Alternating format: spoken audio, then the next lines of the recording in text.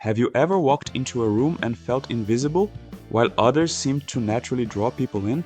What if I told you that being interesting isn't something you're born with, but a skill you can develop? Today, we're diving into what makes someone truly captivating, and what science and philosophy have to say about what it really means to be interesting.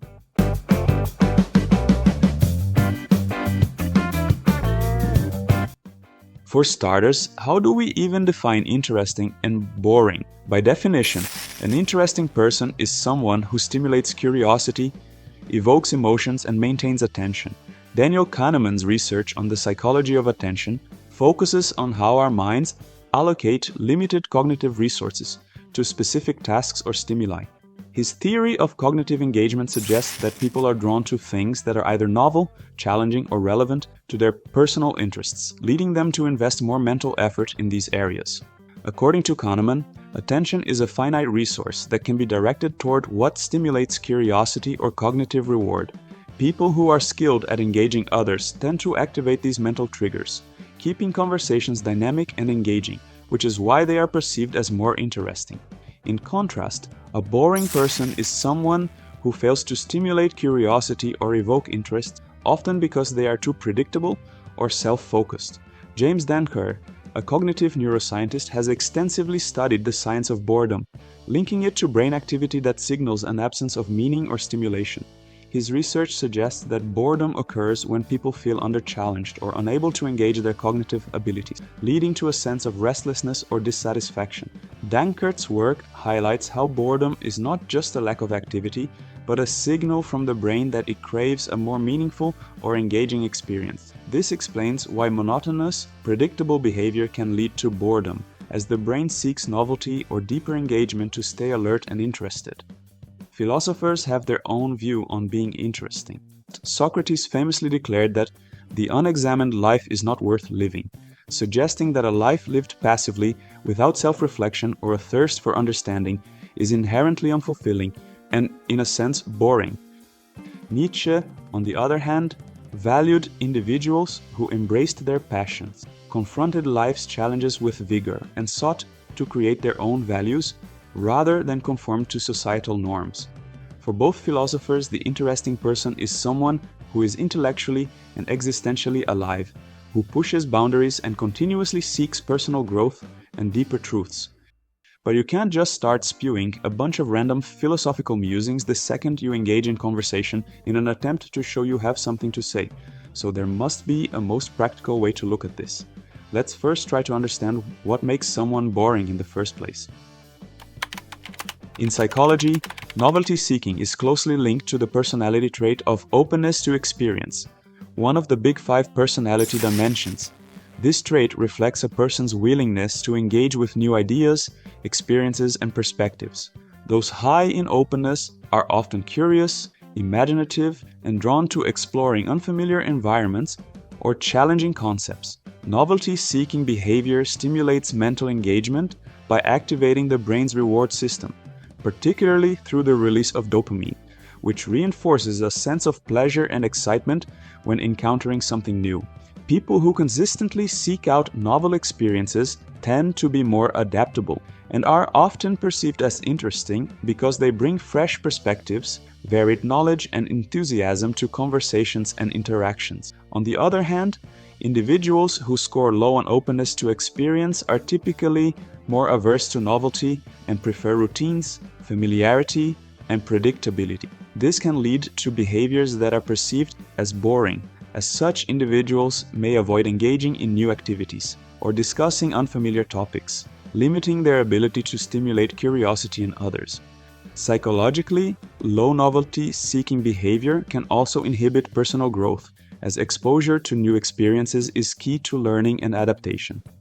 Self-centeredness, particularly in conversations, can also be a major factor in why someone might be perceived as boring or uninteresting. When individuals constantly talk about themselves without giving others the space to share their thoughts or experiences, they disrupt the natural flow of social reciprocity, which is crucial for engaging interactions.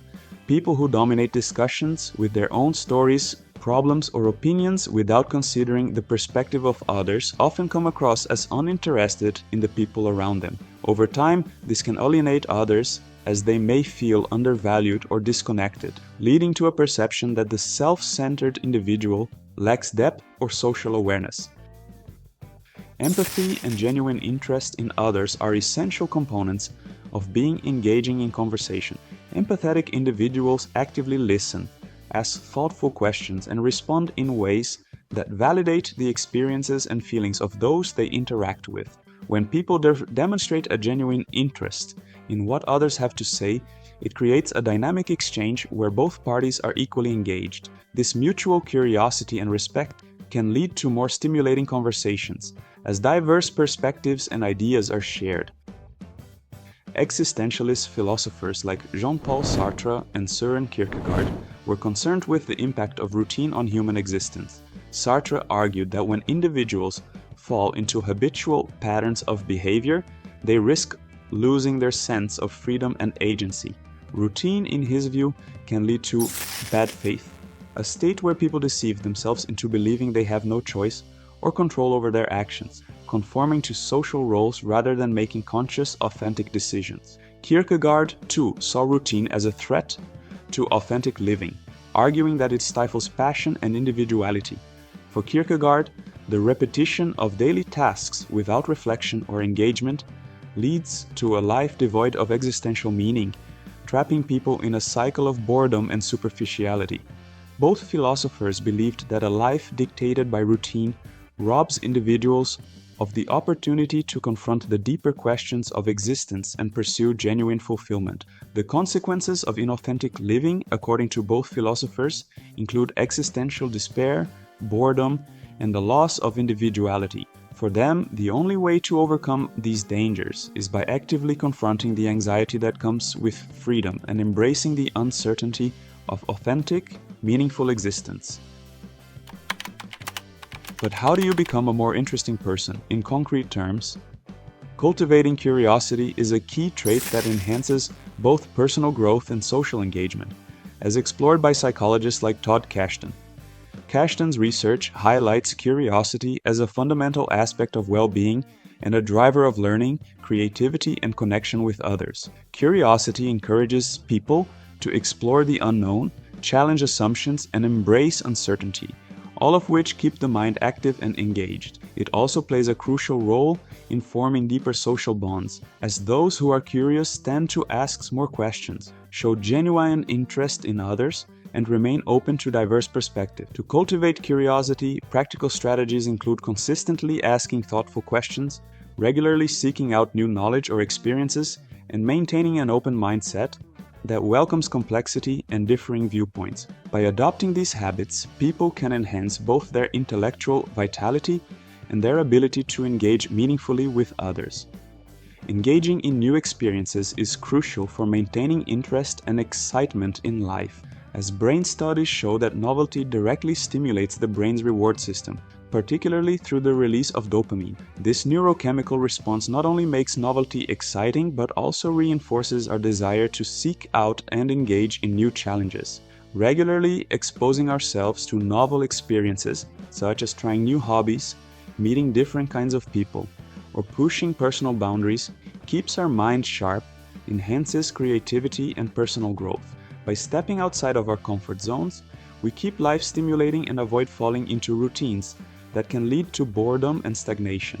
These experiences also make us more interesting and adaptable, as they broaden our perspectives and provide new insights that enrich our interactions with others. Developing empathy and taking a genuine interest in others is a powerful way to make yourself more engaging and interesting. When you actively listen and show concern for someone else's thoughts, feelings, and experiences, you create a deeper connection that makes people feel valued and understood. This type of meaningful engagement builds trust and rapport, encouraging others to open up and share more with you. Empathy also allows you to see the world from different perspectives, which broadens your own understanding and adds richness to conversations. People are naturally drawn to those who make them feel heard and appreciated, and this mutual exchange of ideas and emotions leads to more dynamic, fulfilling interactions. By focusing on others with genuine curiosity, You strengthen relationships and become someone others want to be around, making you inherently more interesting. But let's also address some common myths about being interesting, because some people may put this concept in an unachievable pedestal, which makes it hard for them to improve on that sense. Myth number 1, you need to be extroverted. Contrary to popular belief, being interesting is not solely the domain of extroverts. Psychological research has shown that both introverts and extroverts can be equally captivating, albeit in different ways.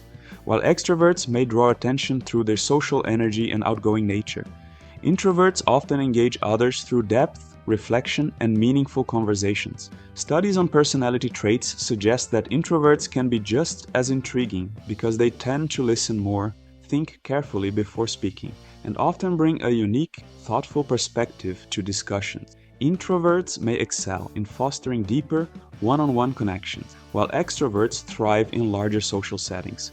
The key to being interesting lies not in one's social style, but in the ability to engage authentically, cultivate curiosity, and show genuine interest in others, traits that transcend the introversion-extroversion spectrum. Myth number 2. You must have extraordinary experiences. Many people believe that being interesting requires a life full of extraordinary adventures or dramatic achievements, but in reality, what makes someone engaging is the way they approach life, not the scale of their experiences. An individual can lead a relatively ordinary life and still be fascinating by cultivating a thoughtful, reflective outlook. It's not the grandiosity of what you've done that captivates others, but rather your ability to find meaning in everyday experiences, ask insightful questions, and engage with ideas in a deep and personal way. Whether through storytelling, introspection, or philosophical thought, people who live with intentionality and curiosity often draw others in, making even the simplest moments feel profound. Myth number 3. Interesting people talk a lot.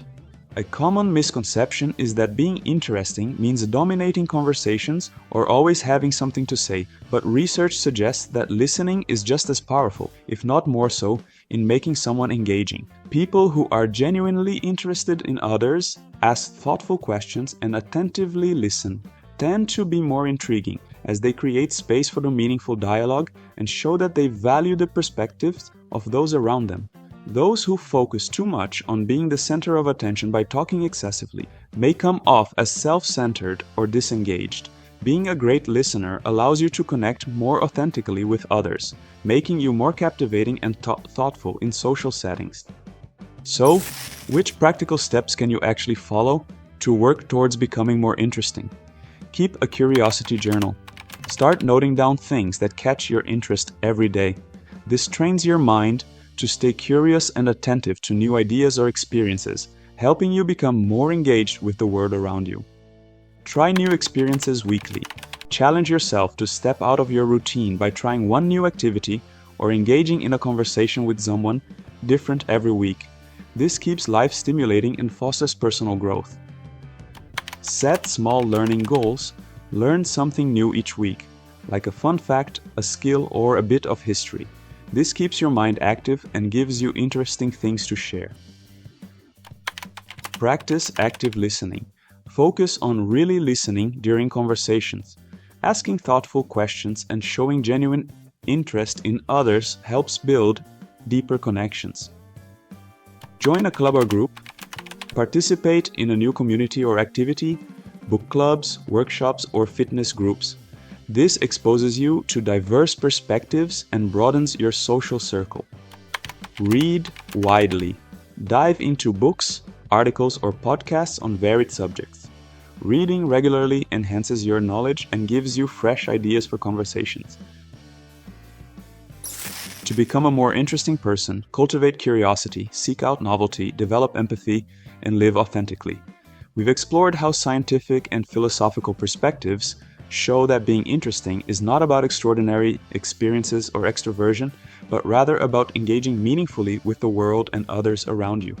By embracing curiosity, novelty, and active listening, you can develop deeper connections and more stimulating conversations. What small steps will you take today to become a more curious, engaged, and interesting person? Start by journaling your thoughts, trying something new, or simply listening more intently during your next conversation. Let me know in the comments below.